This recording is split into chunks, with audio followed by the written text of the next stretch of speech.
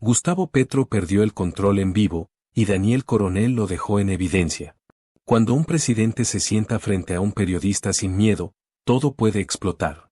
Esta noche, Colombia entera dejó de respirar.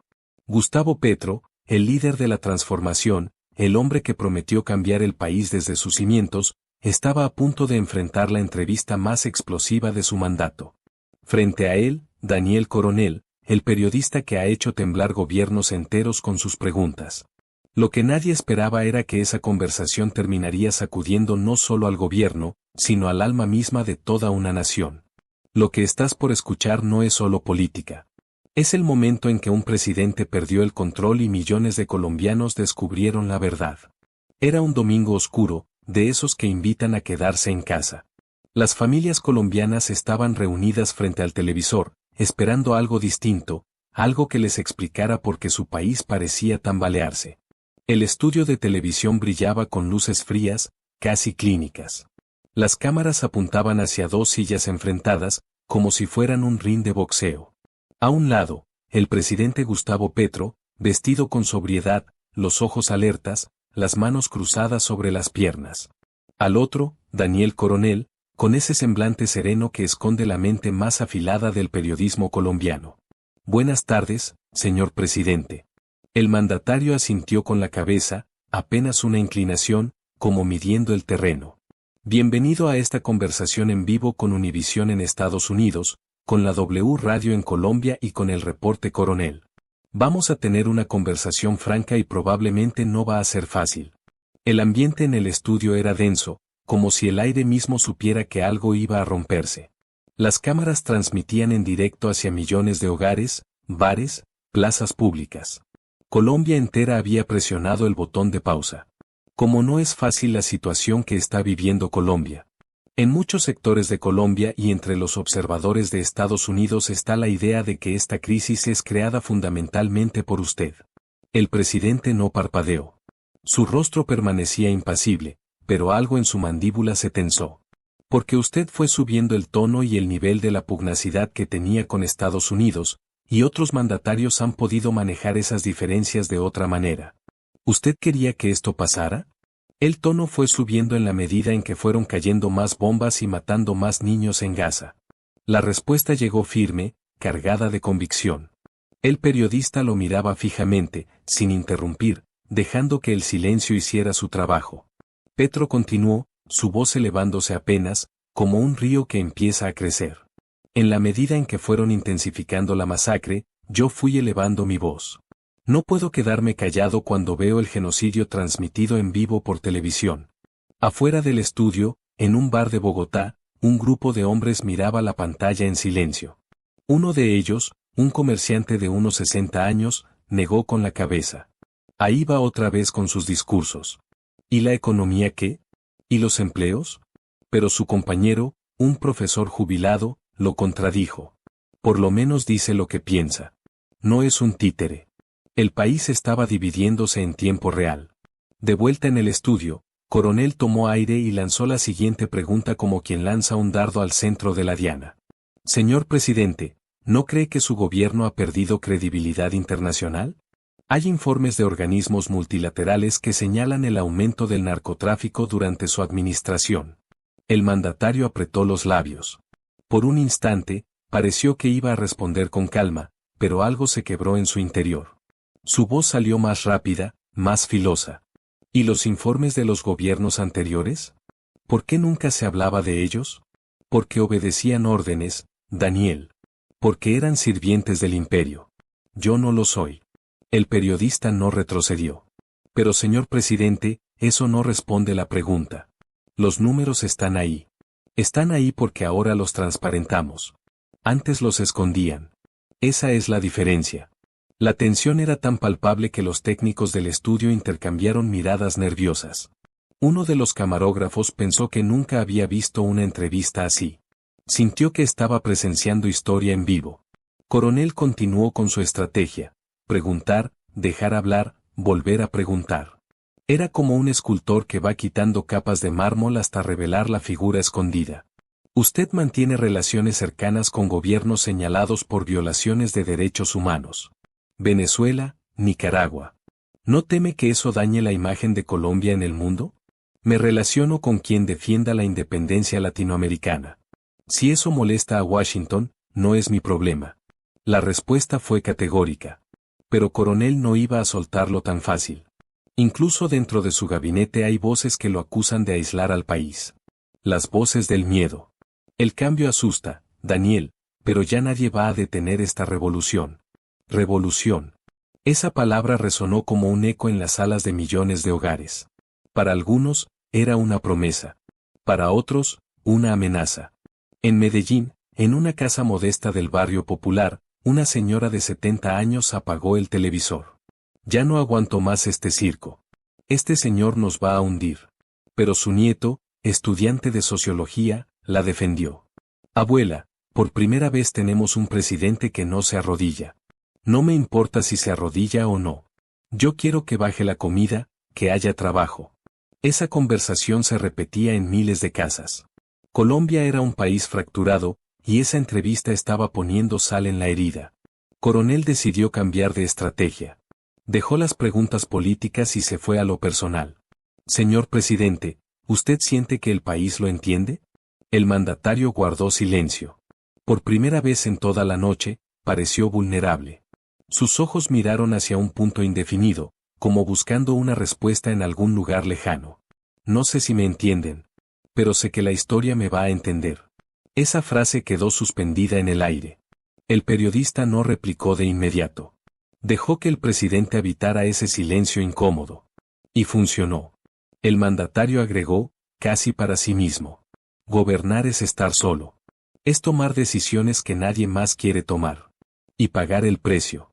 Fue un momento de humanidad en medio de la batalla dialéctica. Pero duró poco. ¿Y el precio lo paga usted o lo paga el pueblo?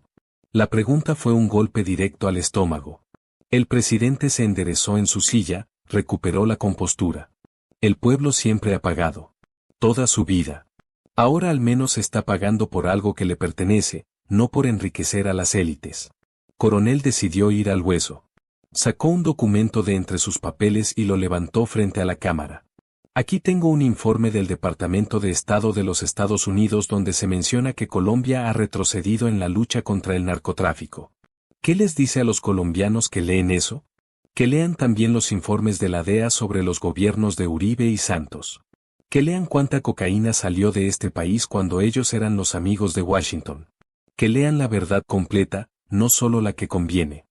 La respuesta fue contundente, pero esquivaba el fondo de la pregunta. Coronel insistió. Señor presidente, con todo respeto, usted no está respondiendo. ¿Ha aumentado o no el narcotráfico bajo su gobierno? Lo que ha aumentado es la transparencia. Y eso les molesta. Esa frase se convirtió en el momento más compartido de la noche. Las redes sociales explotaron. Algunos aplaudían la firmeza del mandatario. Otros lo acusaban de evasivo, de manipulador. En Cali, en un grupo de WhatsApp de empresarios, los mensajes no paraban. Este tipo nos va a llevar al abismo. Ya estamos en el abismo. Él solo lo está mostrando. No, él lo está creando. El debate era feroz, visceral. Colombia no estaba viendo una entrevista. Estaba viendo su propio reflejo. Coronel decidió jugar su última carta. Se inclinó hacia adelante, bajó el tono de voz, como si estuviera hablando en privado. Presidente Petro, si pudiera devolverse en el tiempo, ¿cambiaría algo de lo que ha hecho? El mandatario lo miró fijamente, como evaluando si la pregunta era una trampa. Luego, sorpresivamente, sonrió. No fue una sonrisa de arrogancia, sino de cansancio. Cambiaría muchas cosas. Pero no mi rumbo. El rumbo es correcto. Los errores son humanos. Fue un momento extraño, casi confesional. El periodista no esperaba esa apertura. ¿Qué errores reconoce? No haber comunicado mejor. No haber logrado que la gente entendiera que el cambio duele antes de sanar. Eso fue un error mío. Por primera vez en toda la noche, hubo un atisbo de autocrítica. Pero no duró. Pero los errores no cambian la justicia de la causa. Y ahí regresó el Petro combativo, el que no cede terreno. La entrevista continuó por otros 20 minutos. Coronel preguntó sobre la reforma agraria, sobre las alianzas políticas, sobre las acusaciones de corrupción en su gobierno. El presidente respondió con la misma mezcla de convicción y evasión, de firmeza y retórica. Cuando finalmente las cámaras se apagaron, el estudio quedó en silencio. El presidente y el periodista se dieron la mano, un gesto protocolar, casi frío. No hubo palabras adicionales. Cada uno sabía que lo que acababa de ocurrir no era solo una entrevista. Era un punto de quiebre. Afuera del estudio, los celulares de los asesores presidenciales no dejaban de sonar. Las redes sociales eran un volcán. Los noticieros ya estaban analizando cada frase, cada gesto, cada silencio. Al día siguiente, Colombia amaneció dividida. Los titulares de los periódicos no se ponían de acuerdo. El Tiempo, Petro desafía al mundo en entrevista histórica. El Espectador, Coronel logra la conversación más tensa del año. Semana, ¿perdió el presidente el control en vivo? En el Congreso, la oposición convocó a una sesión de emergencia. La senadora María Fernanda Cabal fue la primera en hablar. Su voz retumbó en el recinto. Lo que vimos anoche no fue un presidente. Fue un activista encerrado en su burbuja ideológica. Colombia merece liderazgo, no sermones. Los aplausos de su bancada resonaron con fuerza. Pero del otro lado del hemiciclo, los senadores del partido de gobierno respondieron con vehemencia. Lo que vimos fue un presidente con valentía. Un presidente que no se arrodilla ante el imperialismo. El debate parlamentario duró horas. Fue encendido, violento en lo verbal, revelador de las grietas profundas del país. En las calles, la reacción fue igual de polarizada. En Bogotá, frente al Palacio de Nariño, un grupo de simpatizantes del gobierno se reunió con pancartas. Petro, el pueblo está contigo. Con Petro hasta el final. Pero a pocas cuadras, otro grupo, mucho más numeroso, marchaba en dirección opuesta. Sus consignas eran distintas. Fuera Petro, fuera. Colombia quiere paz, no revolución. La policía tuvo que intervenir para evitar que los dos grupos se encontraran. La tensión era palpable, casi física. En Medellín, el alcalde Federico Gutiérrez dio una rueda de prensa. Su tono fue mesurado pero firme. Nosotros, los alcaldes, estamos ocupados resolviendo problemas reales. Alcantarillado, seguridad, educación. No tenemos tiempo para peleas ideológicas. El presidente debería concentrarse en gobernar, no en provocar. Sus palabras fueron aplaudidas por sectores empresariales y criticadas por movimientos sociales. En Cali, un grupo de madres cabeza de familia se reunió en un parque popular. Una de ellas, Rosa, de 68 años, habló con un medio local. Yo voté por él porque prometió cambio. Pero lo único que ha cambiado es que todo está más caro y más difícil. ¿Dónde está el cambio para nosotros? Otra mujer, Lucía, la contradijo. El cambio no es de la noche a la mañana. Llevamos 200 años en las mismas manos. Hay que darle tiempo. Pero Rosa no se dejó convencer. ¿Tiempo? Mi nieto no tiene que comer hoy. No puedo esperar 200 años más. Esa conversación, pequeña, anónima, era el verdadero pulso del país. Pasaron los días. La entrevista seguía siendo tema de conversación en todas partes. En las universidades, en los mercados, en los buses, en las oficinas. Colombia no hablaba de otra cosa. El abogado Abelardo de la Espriella, conocido opositor del gobierno, publicó un video en sus redes sociales. Su mensaje fue devastador. El presidente Petro confunde soberanía con soberbia. Confunde independencia con aislamiento. Un líder no pelea con periodistas, un líder gobierna. Y gobernar es resolver, no discursear. El video se volvió viral en pocas horas. Millones de reproducciones, miles de comentarios. Algunos lo celebraban, otros lo atacaban con la misma ferocidad. Por su parte, el gobierno no se quedó callado. El ministro del Interior salió a defender al presidente en una entrevista radial. Lo que vimos fue un presidente coherente, firme, que no se deja intimidar. Eso es lo que Colombia necesita. No más presidentes arrodillados ante potencias extranjeras. Pero el periodista lo confrontó. Ministro, ¿coherencia es evadir preguntas sobre narcotráfico? No evadió nada. Puso las cosas en contexto. El debate siguió, acalorado, sin resolver nada. Una semana después de la entrevista, Daniel Coronel fue invitado a otro programa de televisión. Le preguntaron si volvería a entrevistar al presidente.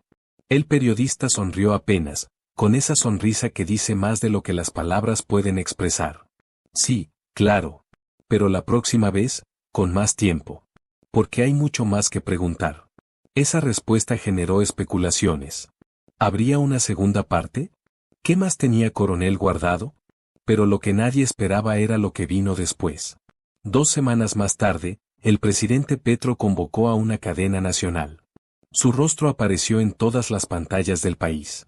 Habló durante casi 1 hora. Explicó su visión, defendió sus decisiones, atacó a sus opositores. Pero también, sorprendentemente, reconoció errores. He cometido errores de forma, no de fondo. He sido demasiado confrontacional cuando debí ser más pedagógico. Pero no voy a pedir perdón por defender la dignidad de Colombia. Fue un discurso calculado, diseñado para recuperar terreno. Y en cierta medida, funcionó. Las encuestas mostraron un leve repunte en su aprobación. Pero el país seguía profundamente dividido. En las redes sociales, los comentarios eran un campo de batalla. Por fin reconoce algo. Ya era hora. No tiene que pedir perdón. Está haciendo lo correcto. Reconocer errores no sirve si no cambia nada.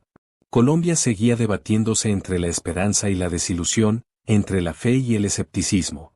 Pasaron los meses. La entrevista quedó como un hito en la historia política del país. Se estudió en universidades, se analizó en foros, se recordó en conversaciones familiares. Pero la vida continuó. Los problemas también. La economía seguía tambaleándose. La inflación mordía los bolsillos de los más vulnerables. La violencia en algunas regiones no daba tregua. Y el gobierno seguía navegando en medio de una tormenta que parecía no tener fin. Pero algo había cambiado. Esa noche, frente a las cámaras, frente a millones de colombianos, el presidente Petro había mostrado su verdadero rostro. No el del discurso preparado, no el del mitin político, sino el del hombre que cree firmemente en su causa, pero que también es humano, falible, vulnerable. Y Daniel Coronel había hecho su trabajo. Había preguntado lo que nadie más se atrevía. Había puesto el dedo en la llaga. Había cumplido con el deber del periodismo, incomodar al poder. Esa noche, Colombia entera fue testigo de un duelo de titanes. Un presidente y un periodista, frente a frente, sin máscaras, sin filtros. Fue incómodo, fue tenso, fue revelador. Y cuando todo terminó, el país no tenía más respuestas. Pero sí tenía más preguntas. Y tal vez, solo tal vez, eso era lo que Colombia necesitaba. No respuestas fáciles, sino preguntas difíciles. No certezas cómodas, sino dudas necesarias. Porque solo cuestionando, solo debatiendo, solo enfrentando la verdad, un país puede avanzar. Y esa noche, por primera vez en mucho tiempo, Colombia se vio obligada a mirarse al espejo. Y lo que vio no fue bonito. Pero era real.